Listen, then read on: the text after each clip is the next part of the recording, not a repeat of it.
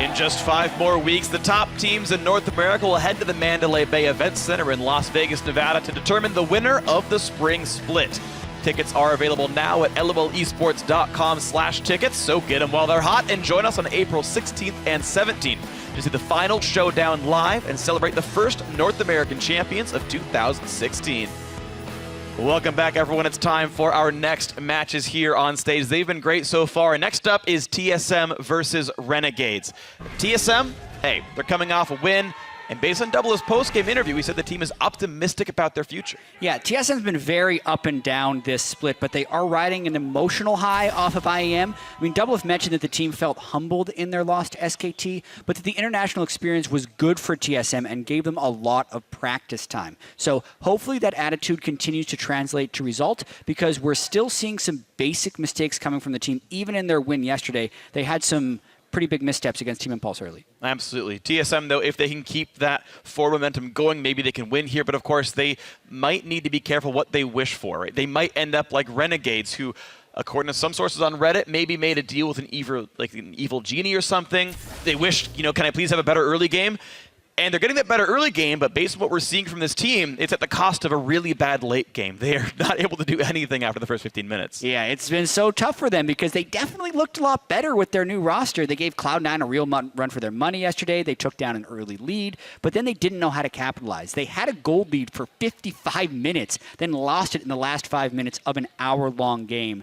And they still have a slim chance to pull themselves out of 10th, but they would need to revisit, the evil genie you talked about. And say, like, hey, dude, I didn't agree to having this terrible late game. Mainly, though, they do have to figure out what to do with the gold lead if they get it. Yeah, Renegades never played the Corrupt the Wish game, so they've got to figure out how to round out the whole lineup thing. But to get ourselves in the match, let's check out the starting lineups. On the blue side is TSM.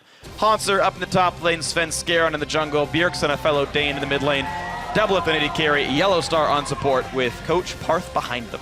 Yeah, and on the red side here, it will be the still new look Renegades. We got Seraph in the top lane, Crumbs in the jungle, Ninja in the mid lane, Freeze as AD carry, Hakuho as support, and Hermes calling the picks and bans. So to talk about the playoff picture, or maybe lack thereof here for Renegades, they are sitting in 10th at only 2 wins. Now they've looked pretty good with the new lineup. Right? This is a team that can definitely pull up some wins. They play TSM, then it's Impulse and Echo Fox. Those are 2 winnable games, maybe even 3 if they upset TSM here. They're 2 games behind Dignitas, who don't have a very easy schedule, and they're 1-1 in the season with Dignitas. So at least 2 wins. Maybe they need 3, but Renegades can certainly pull out of 10th, which does mean a lot for the promo relegation tournament at the end of the split, where they are almost certainly headed, but can certainly make their lives quite a bit easier. TSM, keep in mind, Liquid and Energy right on their heels. Both 8 wins, TSM sitting on 9. Getting some space, some room to breathe would be quite nice for them because they're playing Immortals and Energy next week. And the Zed ban very early from TSM. Ninja is a very well-known Zed player. So TSM taking away their ability to counterpick something Bjergsen would bring in the mid lane there. Yeah, problem for TSM, they only get 3 bans, not 4, so you can't ban all the ninjas out of the game, guys. Zed is not enough. Shen, Akali, and Kennen still exist. Yeah, and that's what Ninja's going to bring out next. Yeah, he has the Akali mid, the Bruiser Akali that we haven't seen in competitive. Stay true to his lore. Clearly. Exactly. He's only allowed to play Energy champions. But yeah, Corki also off the table. Nidalee, Kalista, Renegades just... It's interesting as well because we know Crumbs is a good Nidalee. We know Freeze has a great Kalista, but they're just kind of chopping things off the top that, though both teams can play it, they really don't want to give TSM no Kagi for Renegades. So I wonder what this leaves up as the exciting first pick here. It could be Gragas with Nidalee gone. It could be a Nautilus, as always. Yeah, Nautilus is trending upwards as far as what is willing to be first picked. A lot of the other power picks are taken, and surprising number of target bans here. LeBlanc and Zed I would both consider as target bans in this matchup, which means we have more power and flex picks to come through. Gragas is one. Heimerdinger is not one. Nautilus would be another. Maokai is not an early pick at the very least. Alistair and Braum are things that people are fairly willing to trade as early power picks. Yeah. And Rammus, I don't think you need to rush because of what other champions are still available here. I think you can kind of trade that equally with Nautilus and just pick something else stronger, or that is strong, kind of earlier in the rounds here. Early Lulu for Bjergsen does kind of fit the profile of things that you might want to first pick here. Yeah. And that will be the lock-in here. So TSM, a Lulu flex to start things out. Yeah, Lulu's fallen off on a lot of teams' tier lists, but TSM did have a lot of success with it yesterday. But it was paired with the Kog'Maw, which they are not able to pair it with today. I do think it's going to go mid, even though it has the chance of going top lane, just because that's what we've typically seen from Bjergsen. And the funny thing is, yesterday they paired that Lulu with Kog'Maw, which they've actually now banned here, so they can't run the same composition exactly. I still think Jugger Jinx is very good. We got to see that in China, actually, and it was played very well by PentaQ, who just crushed people with IE Shiv Hurricane, just rockets all over the place. It was great. Just freaking decked people. It was great. I think Jinx is super happy. But Renegades, once again, second time in a row, an early pick on the Graves here. Wanted to give that to Seraph. Crumbs gets the Gragas with the Nidalee gone. Does give them the highest priority jungler left in the field. I still think there's a lot of potential for Graves. Seraph has had a lot of success with it.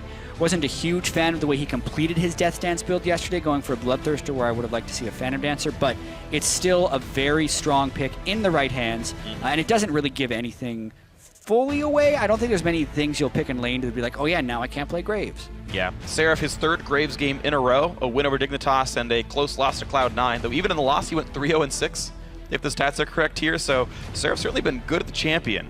We'll just see what else he can do. Although when I say that I don't think there's many things you could pick in the lane that is like, oh yeah, now I can't play Graves, they were hovering Rammus earlier. So like, that would be a thing that you could pick and then say, now I can't play Graves. Rammus definitely can mess with Graves, but now look at this one. Braum picked up, no surprise there for support, but yes, we get another Jhin. So our third North American LCS AD carry to bring this one out. Sneaky did pull a win with it earlier, but now Doublelift gets his chance to bring this champion now, and I want to know what Doublelift does with his champion. It's more about skill shot accuracy than your raw mechanical talents, so I want to see his take. Yeah, I don't think that Lulu Jhin is particularly a great combo, so I'm thinking the TSM will need to round out the rest of their team comp with someone who can really benefit from Lulu move speed or picks. Right. You either need a bunch of burst or like more engaged tools so that Jhin can set you in, or like more pokes so that you can just whittle people down. Yeah. Ooh. So Bard coming in for Hakuho. The Lissandra picked up here for Ninja as well. They're actually leaving the bot lane AD carry pick for last here, it looks like, for Renegades, which surprised me quite a bit.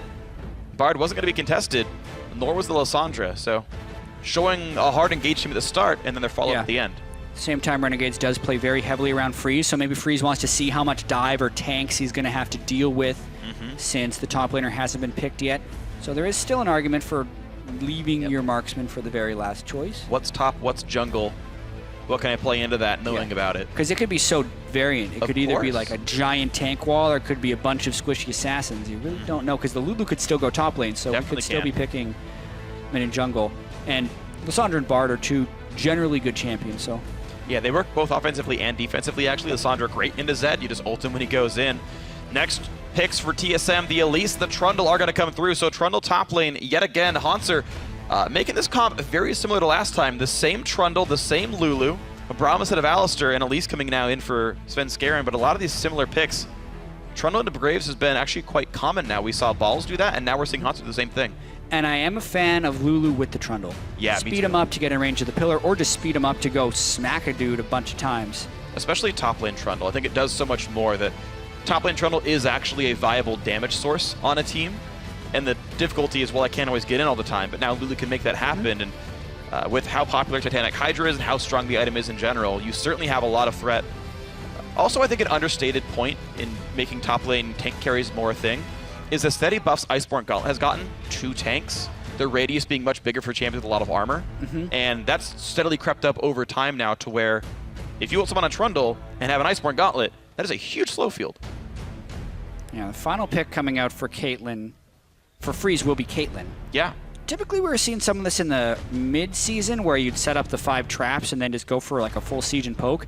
But the Sandra's not the greatest poke champion, so they'll have a little bit of that. Mainly, I feel like the Caitlyn's just for a wave clear and to try and win lane against Doublelift. Very late game, you can get Caitlyn to a point where he can cut through Trundle, but for now, I don't see that as a great shredder of Trundle. Yeah, Caitlyn's attack speed scaling is actually super low. Her base attack speed is super low, and then like has bonus like attack speed as a stat at level 1, which just devalues all her item builds. So persistent damage-wise, Caitlyn is not the greatest late game champion. Her range lets her have high uptime, but as far as just breaking things down with damage, she doesn't quite have that compared to someone like Jinx, Sivir, Kalista, etc., the more traditional ones. So a mid-game focused AD carry, I think, for sure. Graves, of course, going to spike on 2 items. I think this is a fairly mid-game focused Renegades team, but a lot of engage tools to use that mid-game to get a lead. And I want to see how much Renegades can do, kind of doubling down to that first 15 minutes and hopefully capitalizing on it. We'll see if they can do it here against TSM, who have felt pretty confident. If you think they can do it, tweet at LOL Esports with hashtag TSM win or hashtag REN win for which team it's going to be. Though Renegades are sitting 2-13, they have started looking good with this lineup. With Seraph on the team, their record is quite a bit better. Maybe they can get into this one. We're going to see what they can do. TSM hoping to close out the season strong on the other side. Yeah, Seraph's looked very good when he's been in the LCS. Very nearly took down Cloud9, did take down Team Dignitas in Week 7. So very small sample size, but I think large amount of success, and Ninja will have the ability to force team fights. So when Renegades did win their game against Team Dignitas, it was also with Lissandra on their team. So they had plenty of engagement. Plenty of engage to set up for their marksman in the back line, and that means Freeze on Caitlyn will have to do well. And of course, the man has a reputation as a high damage threat on Renegades, but TSM's jungler FLICKR has his own thoughts on the player. Freeze is pretty good. He always gets most damage dealt in the game, which is like, you get pretty scared of him or whatever after you play like, wow, he did so much damage. But if he's not on Kalista Draven, I don't fear him at all. And sure enough, So Kalista actually banned by Renegades. from the man himself, FLICKR is not afraid of him at all this game. Yep. Because he is playing Caitlyn. I mean, FLICKR's played against Freeze more than anyone but Yellowstar in this lineup. I spent a whole lot of time in the European LCS. Both players came over this year. And FLICKR traditionally has gotten the better of Freeze as far as regular season records go. And now we'll see what they can do this time around. TSM dancing back and forth. Haunter and FLICKR hanging out. Yeah. But here comes Hakuho and Freeze to invade on this. Hakuho's going to see this pretty early. A lot of people have been trying to start Wolves to not get harassed heavily, but Freeze and Hakuho are moving in hard. They're going to Good smite. try and push them off, but they actually don't get a single monster, and they are going to be slow back to lane, so they can't guarantee the freeze because they didn't meet the minion wave up top. It looks like Yellowstar did not stop the Renegade side either, so very equal jungle starts. Wolves got taken without issue, and the players got to move forward. Now Crumbs on this Gragas up to the top side, gonna feel okay about this one. Similar situation, the Elisa's FLICKR is taking Raptors, and the top laners will rejoin the duos shortly to knock these turrets down. We got some early action with the partial invades, but it will be the standard 3v0 with similar farm numbers. Early action, they harassed and tried to steal some stuff. Doublelift, the only difference though is Doublelift did take one of the small minions from the blue buff camp. So instead of doing a full harass, they were mainly going in for quick steal. But yeah, top laners just going to be pushing. Renegades is first on the turret and can kill him pretty quick because of Graves. Graves is a spectacular early turret trader. Trundle was better, and when his Q was actually applying on the turret and he was just eating them early in the season. That's not the case anymore, so Graves is a faster turret pusher than Trundle. Yeah, it's going to be quick, but it should still be fairly close to equal. Spell Thief's had some damage. It actually feels really great to be a Spell Thief support and just 8 gold per auto attack. This feels wonderful. Knocking that one down, 314 for that one. And Renegade's actually pushing that wave in very hard with Seraph, making TSM react to them as fast as possible. FLICKR realized that part of that blue buff was taken by Doublelift, so overall gold kind of the same for TSM. But he kills Gromp in the wings and feels okay. Yeah, I mean, if Renegades would have wanted to go for a second turret, I think they could have had a lead there. They're about half a turret ahead when they decided to just shove this wave in. Even so, I think Seraph will be able to get it to bounce against the turret. But I think Renegades could have played that actually much more optimally. If they shove in the minion wave immediately after killing the turret instead of bouncing, it crashes in very, very early. And then TSM still would have had to spend another wave or two taking the bottom turret. Instead, Double is able to catch the experience for some of this wave. And so we saw that also the freeze was broken pretty quickly by the Trundle over there. They had a deep Trinket Ward that spotted that Bard was coming down from the Renegade side. And so we saw Haunter actually shove the wave back out, realizing, yes, when you have the lane swap part 2, and the dual lane shows up to the dead turret, push the wave in, because they're going to want to push your turret down. Freeze and Hakaho trying that right now. Set a little bit back by the pushing that the Trundle played by Hanser did, but of course a similar situation for TSM on the other side. Cole, 5 pink boards for Renegades, by the way. Zix would be proud. They bought their pink boards. Yes, they did. Well, if Zix was coaching Renegades, he would have reminded them to buy their pink boards, but these guys didn't need the help. They were taught well.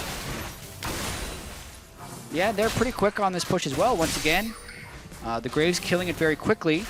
TSM up top lane has just the Jhin and the Braum.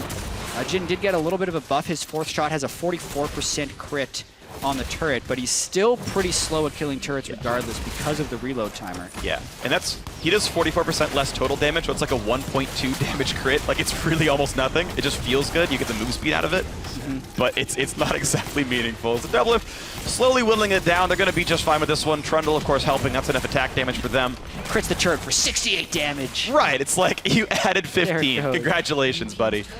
You still had to reload. Yeah, but basically because Seraph kills turrets so much more quickly, Renegades is able to transition to a very early dragon without losing lane pressure. Yeah, double longsword. Certainly, they're just faster at it. And yeah, the turret dies in the top lane as dragon's going down. That's the payment for being a faster lane swapping team, is you get there first, you've got a bit more golden experience. Keep in mind, Seraph hard push top wave before recalling, giving him the gold to get a pink ward and that second longsword. Like, all these things are factors that played into the Renegades just being a bit faster and getting the dragon. Their choices, honestly, I think were very good in this early game. Yeah, lots of really early pink wards, good overall choices. I think just that one tweak in the beginning would be the only thing I'd change out of the way they reacted to the decisions TSM was making. So again, a good early strategy from Renegades. 6 of the first 15 minutes have been pretty clean, but we've yet to see the first fight or the first big mistake. Yeah. All we're really seeing right now as far as leads go, TSM, unsurprisingly, Bjergsen is in fact winning the lane. First pick Lulu, known as a good laner, and also going for the Frost Queens early, just like last time, I believe. So happy to play aggressively into Ninja, push him in, be kind of unafraid. He's running Cleanse, so level 6 won't be scary. Yellow Star with a mechanically intensive battle with a pink ward. Close one, I know. Yeah, and speaking of that mid lane too, as Renegades continues to take the neutral objectives, Bjergsen forced, so to speak, Ninja into a defensive build with the early Negatron cloak, but is instead just going for the full greed build on Lulu, very quickly going for the Frost Queens for the gold generation. This Rift Herald, though, is interesting choice by Renegades. They get first Dragon, first Rift Herald all before 7 minutes. And normally when a team does this, they pay for it with lane farm.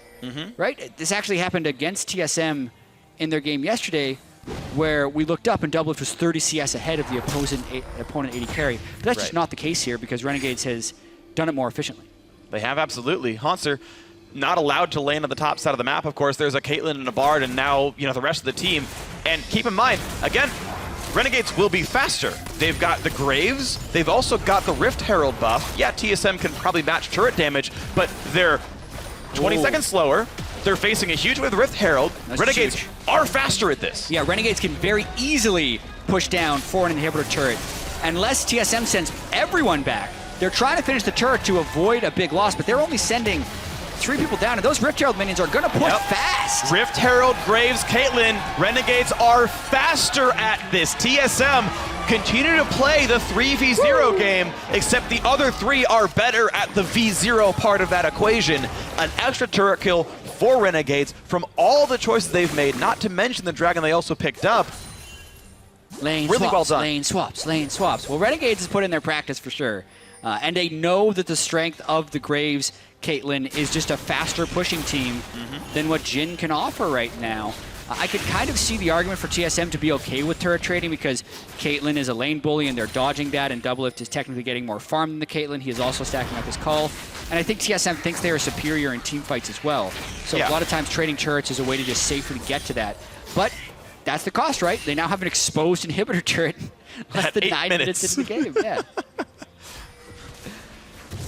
I know you have, Jack. We've done this before together, but did you guys ever play that like the 5-man push game where you like pick Sona Ezreal, you all walk top lane at the start of the game, and you just kill inhibitors as fast as possible? That's basically the better version of this. Like, Renegades have just done a really good job of stacking up some of the best early turret pushers and getting a ton of progress done here. Seraph will so kindly give Ninja this blue buff, saying, you know, I worked hard knocking turrets down all day, but I will still give you the buffs in the jungle. Seraph really can do it all. He's like the Kale of Renegades. Selfless Seraph. And I think they're going to try and continue this turret push. Finally, TSM is matching Caitlyn with Jhin, and he's going to be able to catch this big wave. So this will actually put Doublelift at about a 20 CS advantage over Freeze. Well, so a lot of it's been sort of where the farm is going at. Double's going to have a ton of gold, and he'll be really happy on this Jhin. Part of it was Seraph taking a lot of farm that would have otherwise gone to the Caitlyn. Really good last hitting mechanics in a turret. Properly sets up all of that. But now Renegade's looking for a cheeky play on this bot side. It turns out everyone just recalls away, so no gank. It's just the minions getting attacked, but hey, they should shove. That is a dead minion wave and maybe a dead turret. Yeah, they're really late on this one. Bjergsen has cleanse, so he can't teleport to the turrets. Svenskeren does not have wave clear either. Oh, that's going to be a turret. I can't see TSM stopping it conveniently. Maybe they can with this. The root on a Crumb. Snipe 1, Snipe 2, Snipe 3. 100% accuracy with Curtain Call so far for Doublelift, though it was blocked on purpose by Ninja. As Sansa keeps moving in and forcing the flash away from Hakuho, who's lost a lot of health now. Mid lane turret does stay alive, but is dangerously low. Yeah, a lot of times the Jhin ultimate can be used to start a fight. He gets one root into the ult and then gets most of the damage down, and that's enough to push now Renegades onto the back foot. And Seraph is still in the top lane, so TSM could get this. Seraph teleports into the turret behind, actually. Gragas will devise some time. Now the block in from Braum, plenty of damage. Svenskeren puts a flash up, but that means now Yellow Star is stuck in front, unable to defend himself. Kill goes to Hakuho. Kill for Renegades, though, overall. 1,000 gold lead. I got faked out by the double teleport. Ninja is the one who teleported onto the inner tier mid turret, and Seraph is the one who channeled his teleport on the turret that was actually getting attacked. As soon as TSM realized they couldn't finish it, it was too late to kill the turret and stop the teleport. So big first blood there for Renegades. And that means they can go right down to Dragon in 20 seconds. They've been stacking those since pretty early on in the game. And if they can keep control, it's a nice way to secure that your mid-game advantage means something. Dragon 2 plus Caitlyn, guaranteed turret poke, especially if he goes for Rapid Fire Cannon second here for Freeze. You can really double down on making sure that push works. And, you know, that just might be what's exciting here for Renegades, is trying to make that mid-game work. So far, the early game, check mark. The wish has still been granted. They're doing solid. Yeah, even the first time Renegades played TSM this split, they had a large gold lead against them as well. This was the game where Freeze was on Draven. Oh, yeah. But then Renegades ended up making a bad Baron call. Doublelift picked up a quadra kill on Kalista en route to 13 kills. But just picturing that game again, it was very chaotic after Renegades controlled the early game. That was a lot of damage coming out of the Doublelift poke. The Q hit 2 champions, and he managed to land the root right as Quick Draw was going off. So Seraph a bit injured, getting some heals from Hakuho. But then Doublelift took some poke back. Of course, Deathfire Touch makes you pull aggro for a very long time. Jhin is an even worse sieger because of that. But Deathfire Touch, totally worth it. Totally worth it. The ultimate. Just really adds, scares you. late game, it's adding like 300 damage to each shot. It's crazy. Yeah. It's a 0.6, I believe, bonus attack damage ratio, which is a lot when you have 500 bonus attack damage by the end of a game.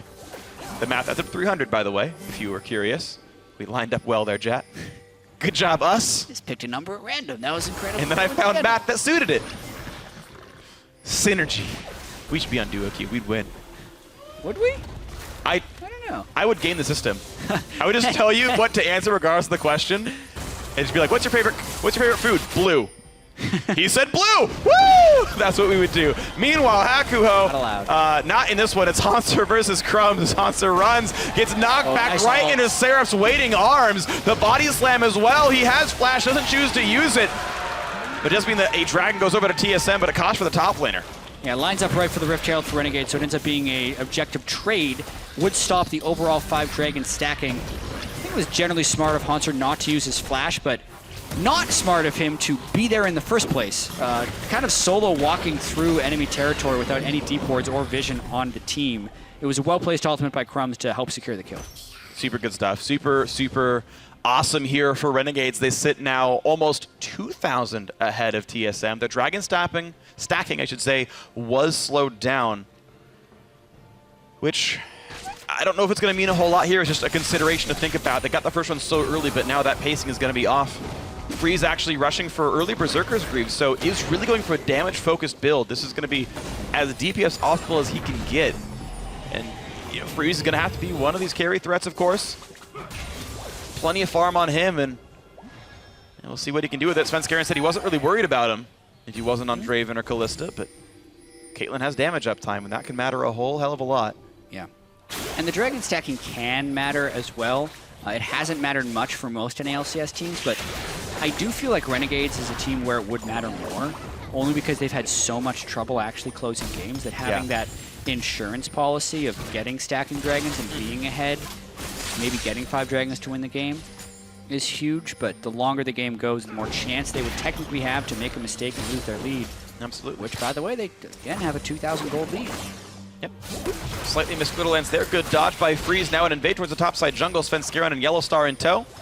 Trading wards in the brush. They won't sweep that just yet because they want to knock down the mid lane turret, but they don't do too terribly much damage. A root onto Freeze. Deathfire touch on him. Doublelift slowly whittling some damage in. A nice knockback. Repel comes in from Svenskeren, but Haunter's the target. Miscommunication. Bard stops the Caitlyn damage. The barrel doesn't even get exploded. That could have been some more free damage coming out, but here comes Ninja. Or not. Chooses to remain stealthy in the back wings. Another root comes in. Ultimately, I think a wise decision of Ninja not to take that glacial path. Suboptimal support AD carry synergy, I would say, right there. Hakuho, man, what are you doing? Getting hit up, traffic cone in the way, but Ninja says, I'm gonna save you, buddy. And again, Yellowstar is the one who dies, walking too far forward, getting caught up. He thought he could set up for his team, but just sacrifices himself for nothing. Yeah, 3rd kill of the game for Renegades, and I agree with you. It's support 80 carry synergy, just not quite there. Your damage dealer is way back there. You don't need to be up there blocking with your shield if you're Yellowstar. Hakuho also cost a lot of damage onto Haunter when he tempered fate the ace in the hole earlier. 3,000 gold lead. It just continues to grow for Renegades. And Doublelift is going for the Essence Reaver build here, so really, again, less focused on hard carry, more focused on the spells coming out. The Great Root sets it all up. Yep. Yellowstar just kind of jumps in front. He's trying to save Haunter. Straight into a Bard stun. Yeah. If he hadn't have jumped to Haunter, I don't know if the Bard Q would have even hit the wall. It could have just been a slow. Yeah, you're right. I think he wouldn't have been stunned. I mean, maybe Ninja could have followed up on him. It's tough to say. I think he may have saved Haunter's life with everything considered, but certainly it's Yellowstar dying. That's still 450 gold. Absolutely. Okay. Renegades once again back on the siege game. Ninja's ulti already back up, actually. Plenty of cooldown reduction on him. 20% from items, likely more from runes. And once again, we see the teams walking back into the mid lane. Yeah. Like it's Howling Abyss. TSM is going to continue to try and siege right now. Meanwhile, Seraph is growing a CS advantage in the top lane that would eventually be able to use to dual trundle, but as of now, Death Dance versus Titanic Hydra. If Haunter had Boots of Swiftness, I think he'd win the duel, but he does not. So Seraph would be able to just kind of kite all around the trundle. Therefore, they're grouping in the mid lane. But against the Caitlyn traps, they're really not able to get any ground in that mid lane. Really just trading back and forth, and the occasional kill comes through. Renegades have been occasionally picking off champions, but it's TSM hoping to hold the line, right? They know Renegade's goal is this siege, this mid-game Caitlyn. The traps come down, he's going to do what he can with this one. And Caitlyn not doing anything is not the worst thing in the world. 3 points in traps, did finish maxing Q first. I've seen players actually put more points in early to max that earlier on in the game. Not the case here for Freeze, standard stuff, max Q. For sure. Gotta get that wave clear out. Yeah. And we're again in the situation. Obviously, Renegades doesn't have a huge lead, but they're in a position where they do not look like the worst team in North America, which is what their record dictates as 2-13 team. And they've had all of these hopeful starts, which would be encouraging for Renegades as they move towards the promotion tournament, because if they're sticking with mid or even sometimes top tier teams in the early game, then one would hope that with enough practice of that on stage, they would be able to close a victory, right? I feel like for the team's morale, it's absolutely critical that they pull an upset before the year is over. And again, they are in position to do so. And they got one over Team Dignitas earlier on, if you, again, use records as the indication of who's supposed to win, which got them their second win, and maybe they can get up to 5. That's the high point there for Renegades with 3 games to play, including this one. Freeze once again holding the mid lane, but look at that Ninja split pushing quite nicely, getting a lot of farm on him. 203, actually. He is well ahead of his lane opponent. of what would be that Lulu, of course. Ninja's getting plenty of the farm, and Devil's been kind of getting all the mid lane farm. It's taken away from Bjergsen. Of course, he scales better with gold, so why wouldn't he be? Yeah. I mean, all that 5-manning in the mid lane for TSM has starved out Bjergsen a little bit. He still has the gold generation from Cross Queen's Claim, but not enough, and they don't mark him before he hits Freeze gets hit, then flashes, spurns Summoner heal. There's the support synergy with the AD carry right there. Hakuho. Good ult. Tempered Fate down on a double-lift as Freeze was really scared of the curtain call. And even still, Freeze lost both summoners for that play, so Spooky goes from Bjergsen into the Fate's call, making it pretty nice. Yeah, but the next time TSM sieges up here, they will have to deal with Ninja, who is setting up for a flank. He also has teleport on the Lissandra. And also big minion wave down to the bottom lane, so he might just try and draw Trundle attention. TSM just lost wave control here. Bot lane is already under turret and still not cleared. You're seeing the Hanzo show up now, but Ninja can do some damage, slow him down. Now he's got to claw away from the pillar. He's taking a lot of punishment. And Hanzo still has flash, but he won't do much else. Mid lane actually goes down in the 4-on-4. Nice stuff here. Freeze gets a shield, walks away. He's going to feel fine. Braum ulti used for basically nothing. Mid lane finally goes down. Renegades got the rest of the chip damage they needed. And are now 4,000 gold up. Yeah, and Renegades is winning wave control overall. That's one of the big reasons they've been able to get that advantage. Of course, the push bottom lane to take Trundle out of the fight, and then they push very strong as for in the mid lane. But while all that is happening, they already had a wave pushing on the top side. So at this point, they have teleport on Seraph. He's going to shove that into, by the way, what is an exposed inhibitor. So if they get enough minions up there, they could actually create inhibitor pressure with that giant minion wave. Or Seraph can teleport down. But Hanzo's going to have to be in base to essentially deal with what could be a giant wave crashing into their inhibitor. Yeah, it's going to have to come really soon. Problem is, Dragon being up, right? There's just different sides of the map that TSM are being pulled to, that Renegades are just playing quite a bit smarter. Does not land the flash, but he still lands plenty of barrels. Doublelift running out of health rapidly, and in comes Ninja. Who are they going to focus? Yellowstar blocking a bit of damage, now flashing away to stay alive. Hagaho goes down to Sven Skaren as he kites away. A lot of damage from Freeze, can't quite kill him off though. Snipes in the side from Doublelift, nearly takes down Crumbs, and he does do it! Lands the entire curtain call, but a trade kill still comes through as Ninja knocked down Sven Skaren. Overall, 2-for-1 advantage TSM. This is now a 4v3 on the map, but many recalls forced. And as Trundle backs up, some more damage on a Ninja. I think that fight comes way more down to execution than it was the call to fight. We look at the way Crumb starts it. He misses his body slam, that's a lot of damage down, and then he can't direct perfectly where he wants Doublelift because he actually wanted him closer to Seraph. He knocks him into what is his only retreat path. Doublelift from Bjergsen can then run away up the top side, and then Seraph even missed his Q on the very top. All the while, Bard is getting focused down. Doublelift then lands every single shot of his ultimate. And Ninja very easily could take down Sven Skaren because all the spells are point blank. But that was a fight I think Renegades could have won if executed properly. It was smart to take. Absolutely true. So, Renegades, unfortunately, execution kind of being just that for them as they lost an extra kill in that fight. Static Shiv crit, easy wave clear for Doublelift, so he knocks all this down, and Essence Reaver Shiv is the build once again here. That spell-focused stuff should be nice for him. Lichbane now picked up for Bjergsen, makes him a good turret killer. It also makes him very fast, and he's got 30 cooldown reduction just in items right now, so a lot of shields coming out from him. We'll see how much the build matures. It's low ability power, but he's got damage tools and pick tools. Yeah, this is the same build FLICKR uses. FLICKR, his most recent best of 3 in Create, he played Lulu all 3 games and always did Frost Queen's Claim, Lichbane into a death cap. So see, a lot of times I notice Bjergsen favors Void Staff very early in a lot of his builds, but on Lulu I expect him to go death cap as well. Void Staff's definitely a great cheap damage item, but not just doing damage here on Lulu. Couple of hits of damage onto Crumbs, but he is very tanky on this Gragas. Yes, he's got Runic Echoes, but he's building tanky from now, and just withstands damage quite well. So he's fine to hold the front line. The sole tank on the team, really. Seraph getting plenty of damage down to the bot lane, leaves well before anyone can show up to him. Renegades continue to play the map control game much, much better than TSM. TSM described SKT as a brick wall when nothing they did could really work. Well, Renegades, certainly a durable enough wall to keep TSM out right now. The Renegades to SKT comparison, not one I expected. Only in that they're both walls keeping TSM out. Yeah, okay. In either case, Donald Trump is happy with the performance of the team Both against teams TSM. held the goal lead on TSM. Whoa, whoa, whoa. Keep politics out of the cast, Freak. I'm just, it was just a wall reference. Stay away. I'm sorry. I wasn't going for anything major here. I apologize. I won't bring it up again. TSM, either way, are behind. There we go. Renegades hoping to do well by the end of the split. Yeah, and they're continuing to put pressure inside TSM's territory. TSM doesn't have a great way of fighting back yet.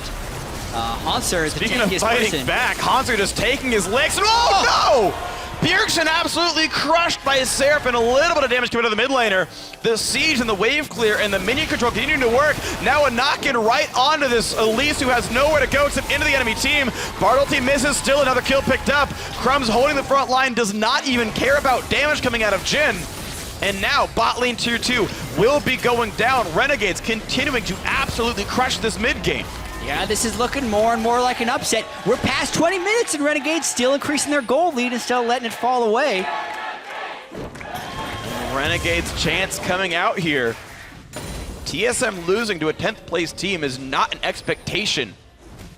They No, beat definitely not. one of the top 2 teams in China last week. Did they?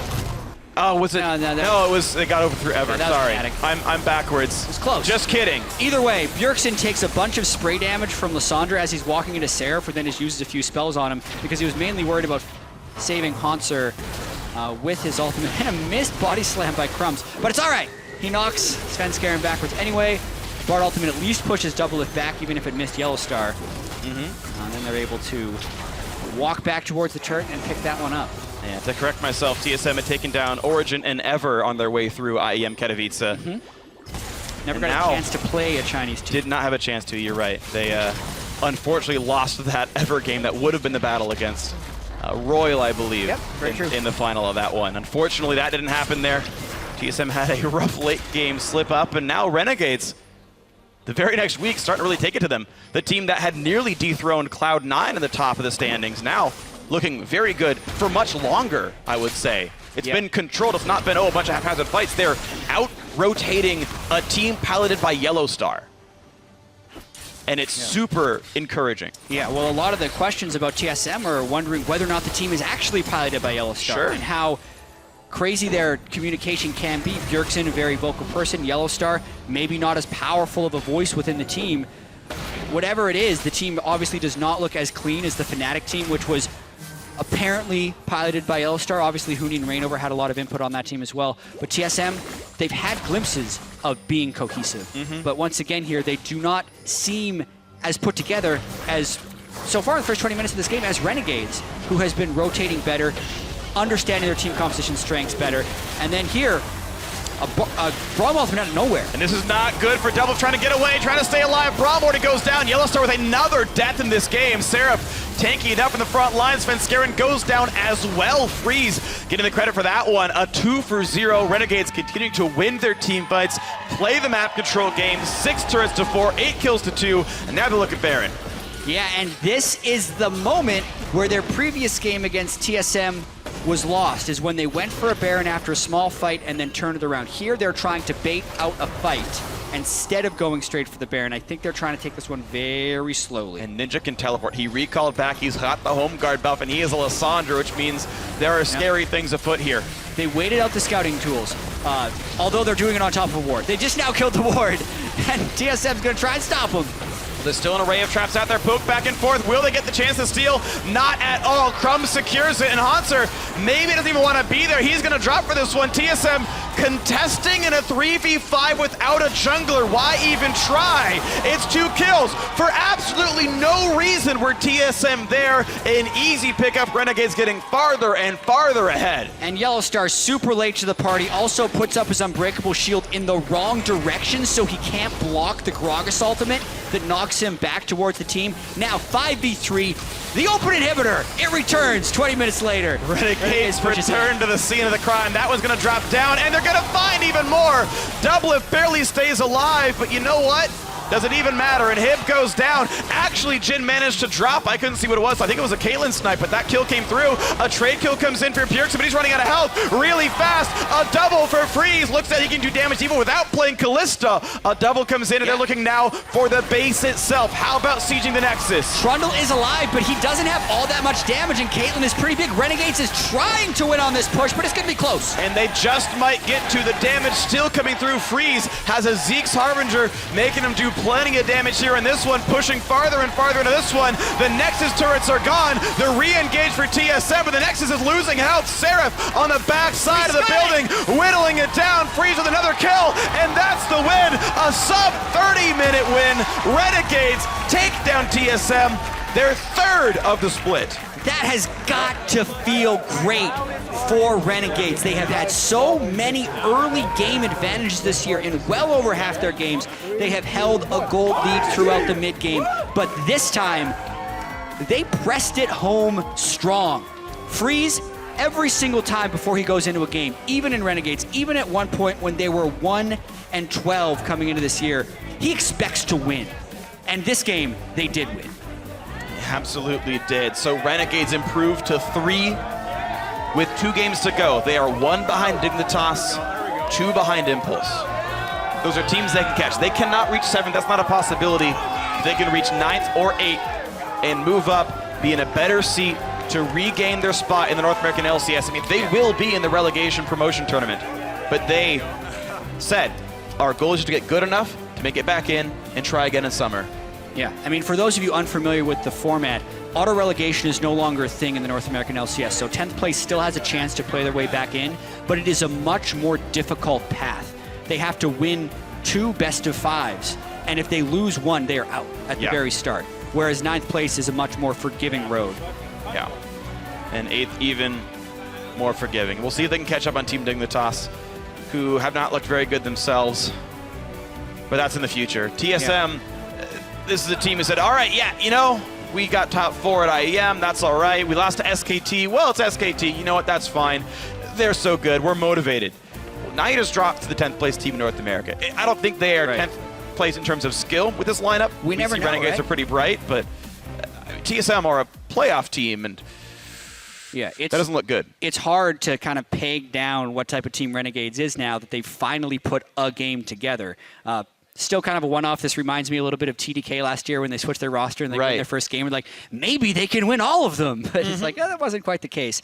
I think it is very concerning for TSM that they dropped this game specifically in this fashion. You know, they picked the Lulu very early. They're like, oh, Jin.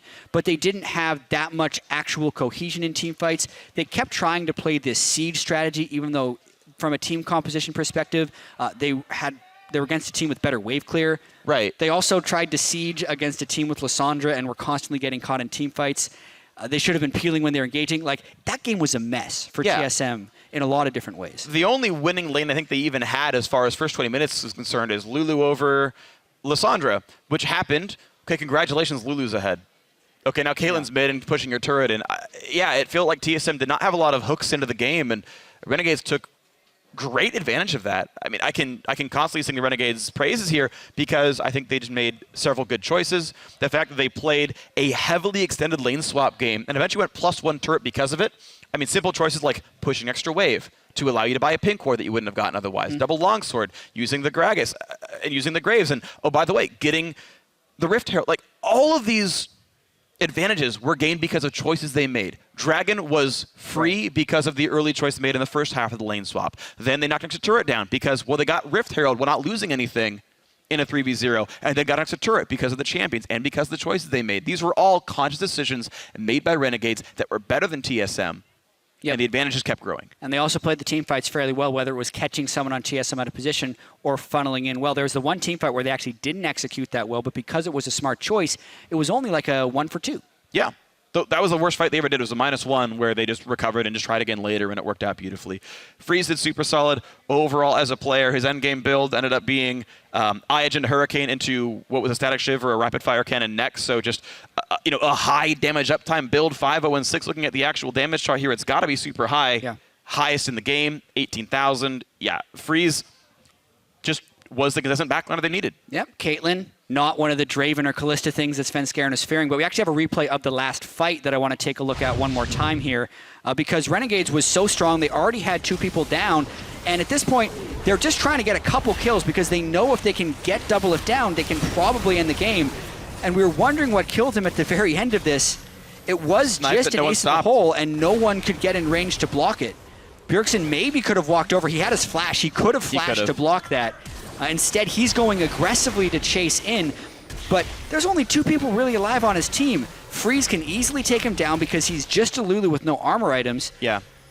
And then Renegades can continue on. Yellowstar now alone. Haunter comes in, but there's a bunch of melees. Gragas, Graves, Caitlyn, Lysandra can keep him at bay quite well. Really just a bunch of split decisions going wrong for TSM, and Renegades, a team that just got 2 new players a week ago, was looking like they had stronger cohesion down the stretch. Ninja really nice buying of time with the Zonias at the end there. Yeah. And Freeze is able to finish off the Nexus. Totally agree. So TSM, I think their final defense, definitely haphazard. They could have waited for respawn timers. It was early. It was 28 minutes. They could have gotten those players back up and lost top inhibitor, but fought for the Nexus. Multiple 3v5s, dying over and over again. A sloppy game. Renee's taking advantage on a very clean one, but props to them for the win. Super deserved by these guys. We'll see what they can do in the last week of play. But for now, I'm going to check in with Dash, who's got an interview with 2 of our winners. Thank you very much, gentlemen. I am here with Freeze and Crumbs after what has to feel good, a victory over TSM there for you guys, and honestly, in very clean, deliberate fashion.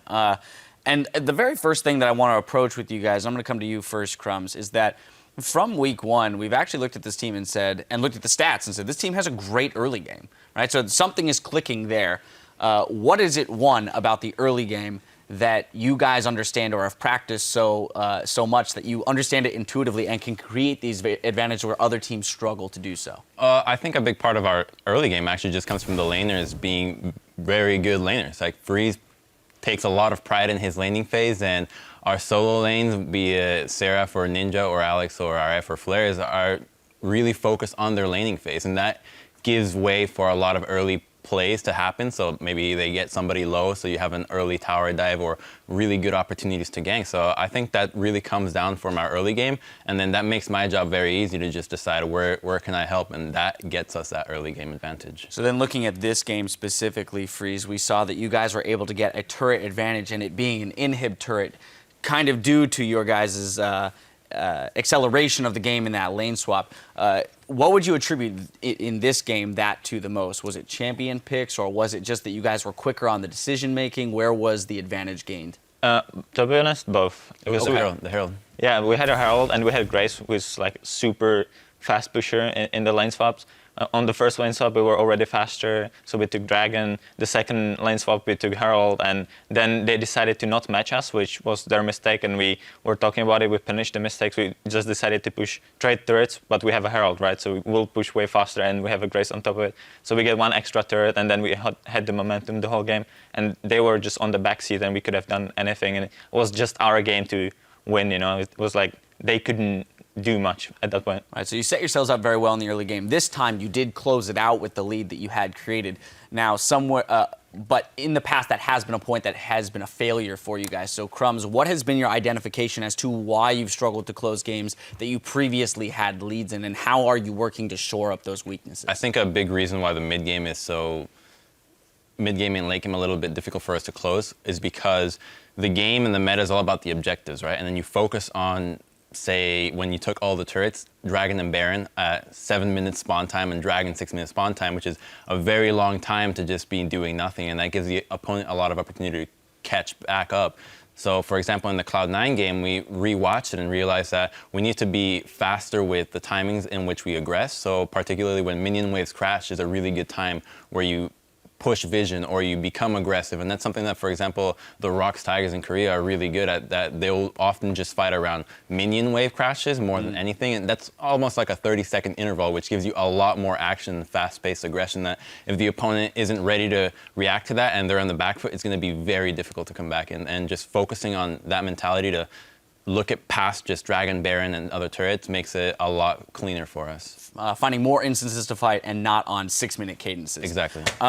Back over to you, Freeze. I want to take a look at the two new players that you guys have, Seraph and Ninja. And really, I just want to know how the chemistry and the dynamic of the team changes with those two individuals and the types of styles that they bring to the team. So luckily we had 2 weeks to prepare with them, which like in the beginning it wasn't that great of the synergy, but given the 2 weeks we improved a lot. We started playing well together, and like Seraph and Ninja, they played on TDK before. They have a super nice synergy with double TPs. They always help each other out. So that's like their own mini game there, and we're the free men like on our own side. So we're like split a bit there, but we know what to do in those situations, and we get a lot ahead from that. Awesome. I do have a pretty minor and mechanical question for you that is coming from a couple of the other guys. They want to know specifically about your Caitlyn trap placement in this game, because more often than not, it was placed in a somewhat like semicircular fashion as opposed to a straight line, which most guys we see walk up to a turret and they just go boom, 5 across. Is there any specific reason that you're creating a different kind of angle with your traps? Yeah, what I meant by the trap placements, I want to usually angle it towards the range of the tower. Okay. So the enemy team has to stand on the other side for us to engage. And then when they have to stand all together there, it's easy to poke by Gragas barrels, Lysandra Qs, my own Qs. So usually when he plays the traps like that, they have to be on the other side if they want to do something, if they want to engage, and that's very easy for you to punish their position. So basically, if I were to go into battle training and get those green and red circles around the turret, you would be lining the traps around those as opposed to straight across the lane. Yeah, pretty much. Love it. The last thing I want to touch on is that you guys have been vocal about the fact that you're looking towards the promotion tournament. You're aware of the fact that you're going to have to play to stay in the LCS. And so looking ahead, with this win, you're actually only 1 win behind Dignitas yet. They haven't played yet today, but they are playing a pretty tough roster in Immortals, Liquid, and CLG. You guys have Impulse and Echo Fox up on the docket, I believe. So definite, possibilities for wins and forcing either a tiebreaker or just snagging that 9th place from them. But with this in mind, that you're going to have to play with against the challenger teams, what specifically are you looking to do in this last week of play that's going to cement your ability to return for the summer split? I don't think we care too much about it, to be honest. I think that we know that we're going to have to face the tournament, and all that we want to do is make sure that all our games are like the ones that we just played against TSM, which is really resemblant of our wins that come during scrims. We know how to play the game, we know how to close it, we know all the stuff. And earlier this week, yesterday, the match, we weren't able to do that, and that was disappointing for us. I think it was very heartbreaking that we weren't able to, we got the lead, we did everything right, but then fell on our faces in the last minutes of the game. But this time around, just being able to bring this performance and show that we can do it at least one time should be enough to motivate us to keep going and working our ways to playing every game like that. And hopefully that should be enough to keep us in for the next split. There you have it. At least consistency is key, and today's win is proof that you guys can get there. Thank you very much for the interview, and congratulations on the victory. We're going to take a quick broadcaster cool down, but when we come back, Team Dignitas will face off against Immortals. Sit tight. We'll be back in just 3.5.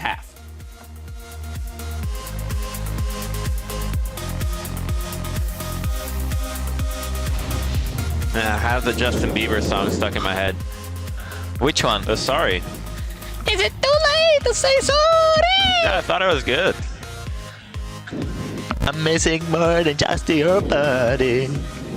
Gragas will buy some time. Now the block in from Braum. Plenty of damage. Scary puts a flash up, but that means now Yellowstar does not land the flash, but he still lands plenty of barrels. Doublelift running out of health rapidly. Careful. Oh, Grace. I run Bob.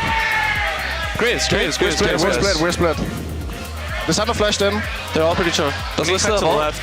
Player on Jin. They're fighting. They're fighting. Jin. Good. Okay, Alice. Nice. Watch out, Alice. Trundle. Not at all. Crumb secures it, and Hanser maybe doesn't even want to be there. He's going to drop for this one. TSM contesting in a 3v5 without a jungler. Why even try? The Nexus turrets are gone. They're re-engaged for TSM, but the Nexus is losing health. Seraph on the back side of the building, whittling it down. Freeze with another kill, and that's the win.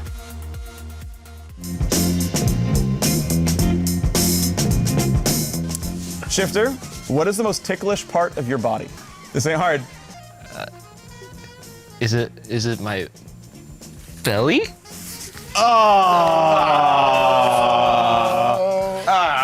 My armpit? I'm not ticklish there.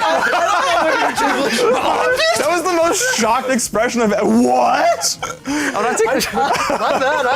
I thought it was a pretty right. universal thing. Pobelter? My love handle's like right here. Oh, we got it!